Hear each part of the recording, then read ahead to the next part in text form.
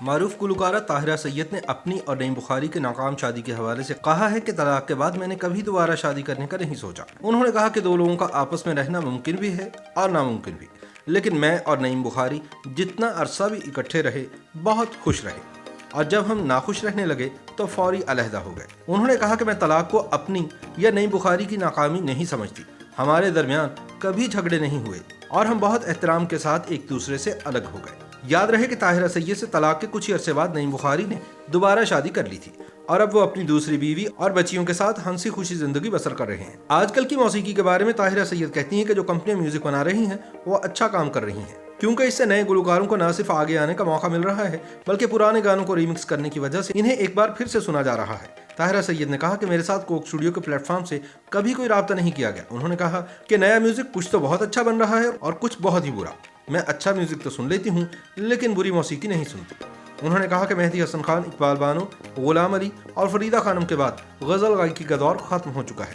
اب سننے اور سنانے والے نہ صرف کم ہو چکے ہیں بلکہ ایسا کوئی چینل نہیں جہاں سنجیدہ میوزک سننے کو مل سکے۔ طاہرہ سید نے کہا کہ غزل گانا یا سیکھنا مشکل کام نہیں، لیکن آج کے ماڈرن دور میں اب اس کی ڈیمانڈ نہیں رہی۔ 50 برس پہلے کے مہدی حسن خان اور فریدہ خانم جیسے گلوکاروں کے گائے ہوئے گانے اور غزلیں آج بھی سنیں تو اچھا لگتا ہے۔ طاہرہ سید نے کہا کہ مجھے گلوکاری کا شوق نہیں تھا، حالانکہ میری والدہ ملکہ پکھراج مشہور گلوکارہ تھی۔ کہتی ہیں کہ امی نے جب مجھے میوزک کا استاد رکھ کر دیا تو میں نے کلاسیکل کے ساتھ ساتھ غزل اور گیت گانا بھی سیکھا۔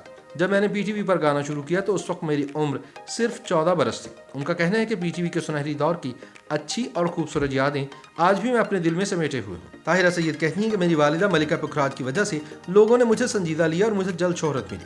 وہ کہتی ہیں کہ میں اپنی والدہ جتنا اچھا تو نہیں گا سکتی، لیکن ان سے جو سیکھا اس کا مظاہرہ لوگوں کے سامنے کر کے داد ضرور سمیٹی۔ طاہرہ سید نے کہا کہ میں اپنی آواز کو فلموں کے لیے موزوں نہیں سمجھتی تھی، اس لیے 4 فلموں کے لیے گا کر چھوڑ دیا۔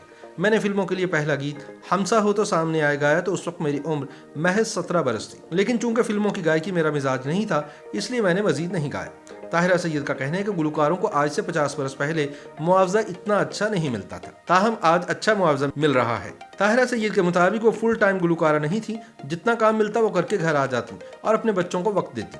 اگر کہیں باہر کے ملک میں پرفارم کرنے کے لیے جانا ہوتا تو اپنے بچوں کو بہن بھائی کے گھر چھوڑ جایا کرتی تھی۔ انہوں نے کہا کہ ہر عورت کی زندگی میں رومانس خاص اہمیت رکھتا ہے، جیسے اب مجھے اگر کوئی پھول دے یا کارڈ لکھ کر بھیجے تو بہت اچھا لگتا ہے، اگر کوئی میری تعریف کرے یا باغ کی سیر کے لیے جاؤں یا کسی سمندر پر جاؤں تو مجھے بہت اچھا لگتا ہے۔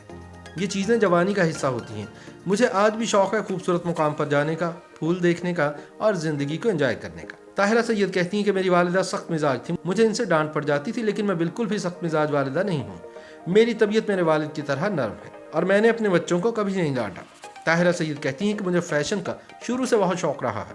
اس وقت چونکہ ڈیزائنرز ہوتے تھے نہ بوتیک ہوا کرتی تھی، لہٰذا میں امریکی اور برطانوی رسالے دیکھ کر درزی کے پاس جاتی اور کپڑے سلوا لیتی۔ میں مہنگے سستے کے چکر میں کبھی نہیں پڑی۔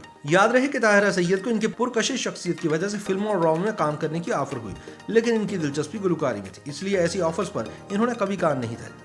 طاہرہ سید کہتی ہیں کہ مجھے سیاست میں دلچسپی ہے، نہ کبھی سوچا ہے کہ میں سیاست میں آؤں۔ ہاں، چیریٹی کا تھوڑا بہت کام کرتی رہتی ہوں، وہ بھی بلا معاوضہ۔